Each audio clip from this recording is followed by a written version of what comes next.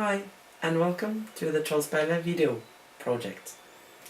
This is Pelle. Hello. This is Hanne. And we're running a company called Trollspeilet. We're riding instructors. We're traveling about in Norway and sometimes abroad, instructing riding and often helping people with specific problems or horses with problems.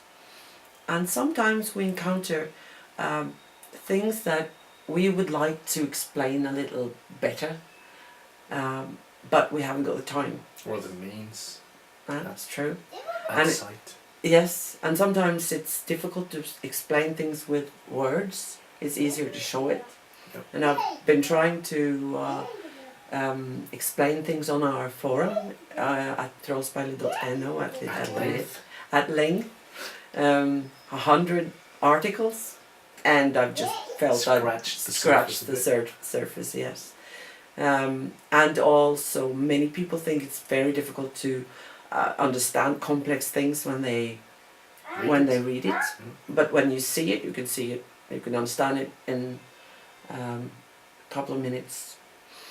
So since we have been so lucky to get help from Ivar, who is behind the camera right now, and we got some ideas that we can show this in a better way than in writing. We're going to try, and this is the first video, and it's about Pelle working a horse from the ground, and so I'll leave it to you to explain more what we're going to see. Thank you. We're going to see me working a horse that's called Brazil. He's a lusitano stallion. He's 7 years old. He doesn't have any particular problems. There's no bad history with this horse. We have owned him since he was 1 year old or something like that. Yes, and he's just fine. He's not extremely well trained / educated. Obviously, we are just people.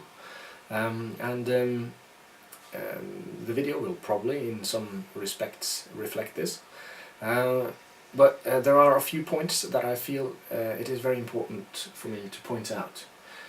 First of all, the groundwork videos you will see from us will not show you how to teach this or that particular exercise. That's not what we're trying to do. What we are trying to do is always to relate our training to the different qualities that you can train into a body. Either it's a person or it's a horse. It's the same principles. So we will always try to be focusing on strength or flexibility, for instance, on the one hand, or we will focus on coordination, balance and precision on the other hand, which are sort of on the one hand it is about changes you can do in the body, and on the other hand it is changes you can do in the nervous system of the horse or the person. It doesn't really matter whether it's a horse or a person much. This horse has a little bit of trouble moving through the back. He becomes stiff because a couple of his riders, I might say, are a bit stiff through the hips, and this is reflected through stiffness in the back of the horse, which we will show in the video. When we try to make the horse express power, even though that sort of gearbox of the back of the horse is limited or stiff, the horse will protest. We want to show you what happens then, so that you can try this at home, and if your horse is protesting, you might have a grip on what happens. So I'll leave you to the video. I hope it's a good one. As you can see from how I hold the reins, I'm touching only the inside rein. I'm just influencing a bit. He can pull his head wherever he likes. I'm not holding hard onto it, but his reactions can be quite obvious. And this isn't really due to the aids I'm giving. It is due to what can you call it? It's due to how he has problems moving the way even he can feel that he should move. So he tries by way of moving his head around to get around it or get into the problem, or depending on what he can feel at the moment. How much does he want to solve his own problems?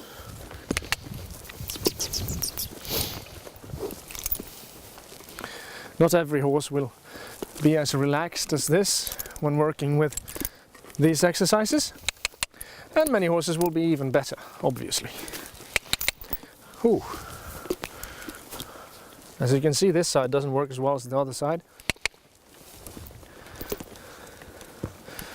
And we believe that the crookedness of the horse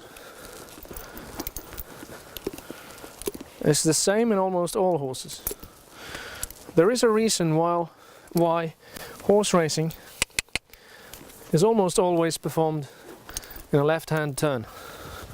It is because most horses are faster that way, and if they're faster that way, this will almost certainly mean that there is some sort of problem that is different on this side compared to the other side. And this is a lack of impulsion, the ability to move forward with collection and power. So he doesn't want to do this. Trying to stretch, stretching this area. No, that's not right. Didn't ask for that. I'm asking now for the inside hind to come forward and do its job, and he responded with the outside hind. Come on, boy. Be aware that whether you get the right leg to move or not isn't the real thing. I need this to move, but if this moves, that doesn't mean it's correct. Nope. It was late, but still, the feeling was better than the other moves.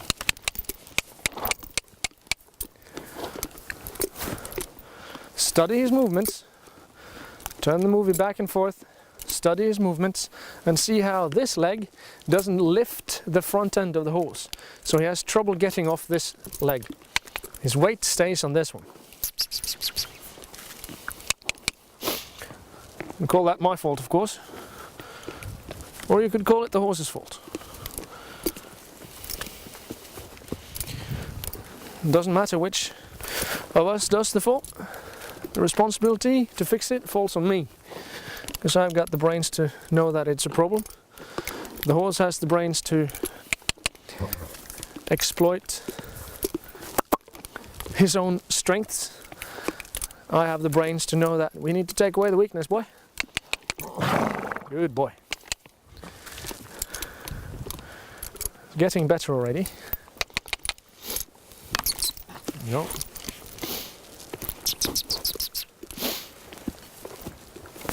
You can see him pulling his head up, all sorts of stunts. Sometimes it's just to check whether he can be allowed to boss around a little bit. No, you're not allowed to just walk. No, no. Good boy. And sometimes it is because there's a physical problem that he's trying to either get around or get into to fix it. Every time he says his noise, good, it's getting a little bit better. Good boy.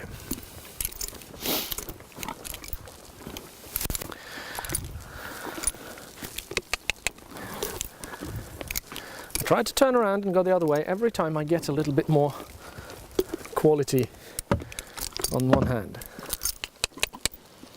No. Body language plays a big role in this. So even if this is what you can see that I'm using, and the hand maybe, my body language is every bit as important. And even if it looks like I'm relaxed in my body language, I have been working a lot to get this right. So I got that leg in the right position. Now I got some weight on it. That's good, but it didn't work forward. And you can see that his outside hip fell down and he's resting the outside leg. Well, that's too difficult, man. You can do that. Go back. Go back. Good boy. This one. This one. Good boy. Yes, I know. I'm asking a little bit more now. And I do that just by way of asking the same as I did last time. But he's responding better as he's getting better. Getting warm through the muscles. Did you react? Good boy. So.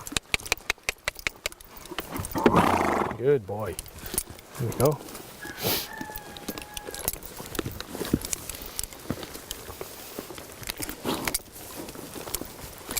So I'm not looking for any airs above the ground or half airs or anything like that now. I'm not looking for a levade, I'm not looking for a piaffe, I'm not looking for any of that. I'm looking for the quality of the movement. A piaffe gives me nothing if the quality is poor. Walk can give me a lot if the quality is really good. That was our first video on groundwork. I hope you guys enjoyed it. Just a few short pointers on the groundwork.